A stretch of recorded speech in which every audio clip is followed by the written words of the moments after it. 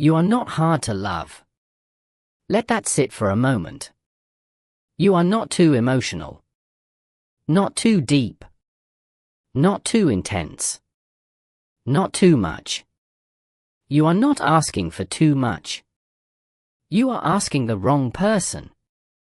And if this pattern keeps repeating in your life, if you keep ending up feeling unseen, unheard, and emotionally alone inside relationships, then this is not coincidence. It is conditioning. Today we are going to talk about why you keep choosing emotionally unavailable people. Why it feels magnetic.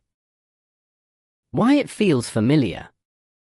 And why breaking this pattern will feel uncomfortable before it feels peaceful.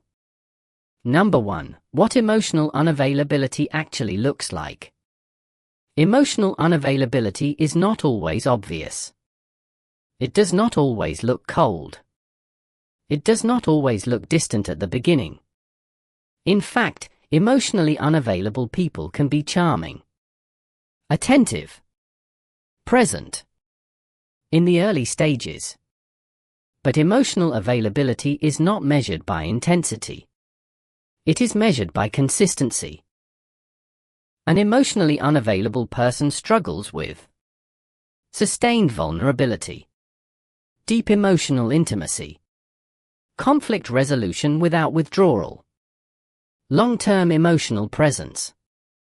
They may say the right words, but when emotions deepen, when real closeness begins, they hesitate.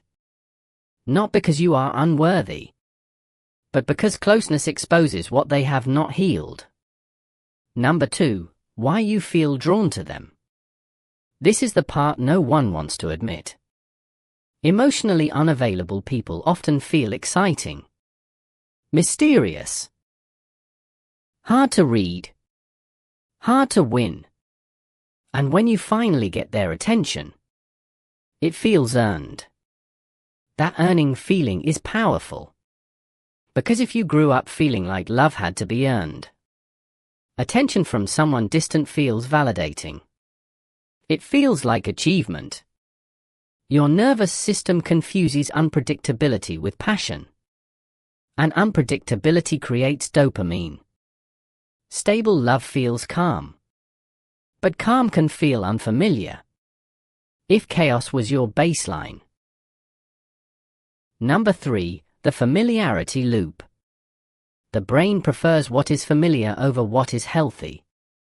If you experienced inconsistency growing up, your body learned to associate love with unpredictability. If affection was conditional, you learned to perform for connection.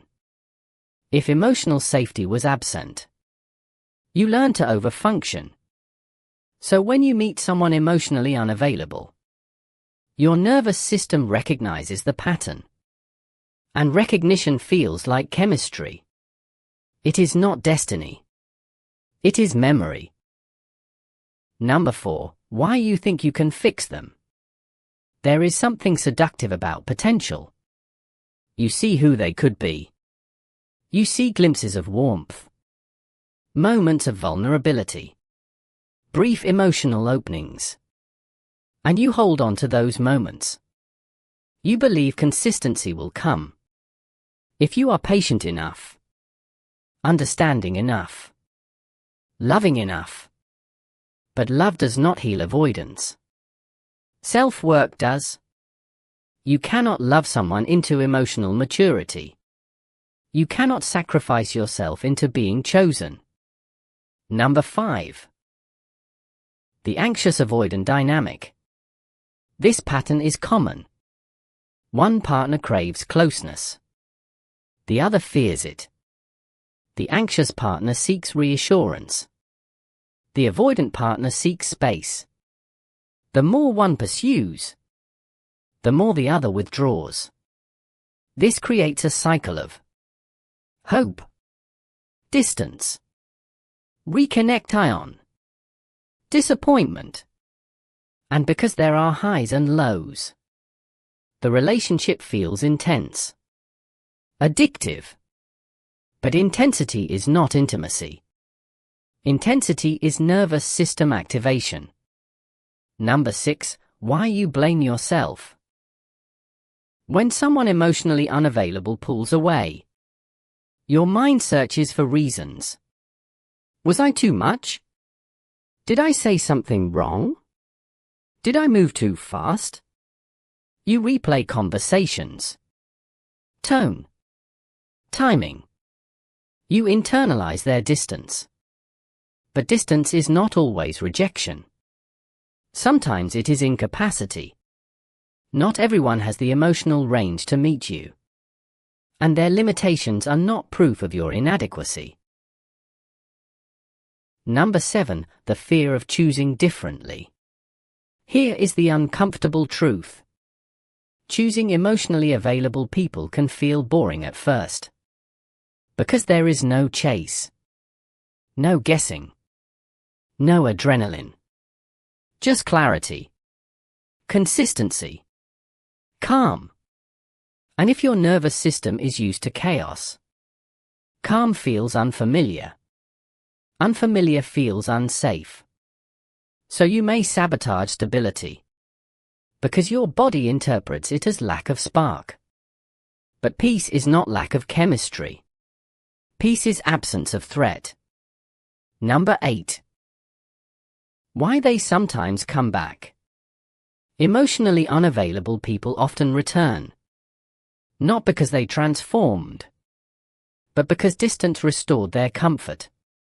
Once they feel safe again, they re-engage.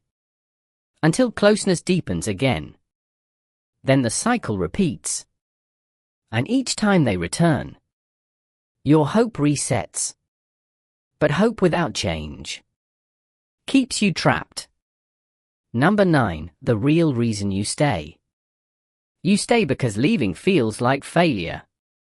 Because you invested time, emotion, energy. You stay because you believe love requires endurance. But love should not require convincing someone to show up.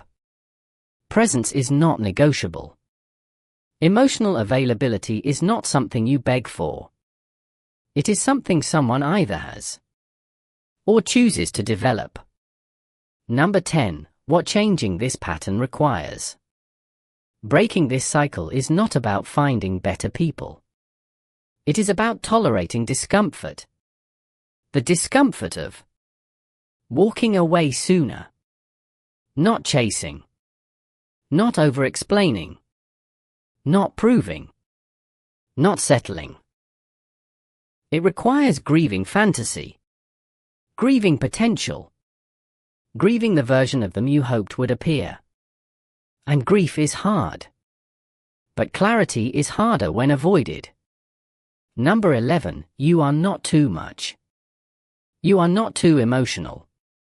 You are emotionally aware. You are not too sensitive. You are perceptive.